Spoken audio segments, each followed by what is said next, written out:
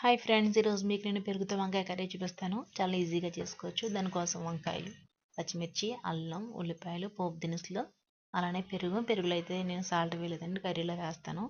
వంకాయలు అయితే సన్నగా కట్ చేసుకున్నాను. అలానే ఉల్లిపాయలు, పచ్చిమిర్చి, అల్లం ముక్క అయితే బాగా సన్నగా కట్ చేశానండి. వంకాయలు ముందుగా ఆయిల్లో వేసి డీప్ ఫ్రై అయితే చేసాను. దీంట్లోనే కొద్ది పసుపు, సాల్ట్ అయితే వేసాను. కారం ఎక్కువ తినే వాళ్ళైతే కొంచెం కారం వేసుకోవచ్చు. నేనైతే కారం వేయలేదండి. పచ్చిమిర్చి అయితే వేసాను. అవి బాగా మగ్గిన తర్వాత ఒక బౌల్లో తీసి పక్కన పెట్టేసుకోండి. ముందుగా రెడీ చేసుకునే పెరుగు ఉంది కదా, ఈ పెరుగు అయితే వేసేయండి దాంట్లో. అదే ఆయిల్లో పోపు దినుసులు ఉన్నాయి కదండి, ఉల్లిపాయ, పచ్చిమిరపకాయ, అల్లం, జీలకర్ర, ఆవాలు, అలానే కరివేపాకు, కొత్తిమీర ఇవన్నీ వేసి ఒక 2 నిమిషాలు సిమ్లోనే పెట్టండి.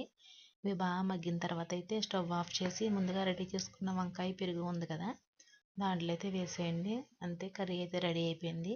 చాలా ఈజీగా చేసుకోవచ్చండి. చాలామంది వంకాయ కానీ పెరుగు కానీ తినరు కదా, వాళ్ళు ఒకసారి ఇలా ట్రై చేయండి. డిఫరెంట్గా ఉంటుంది, టేస్ట్ కూడా బాగుంటుంది.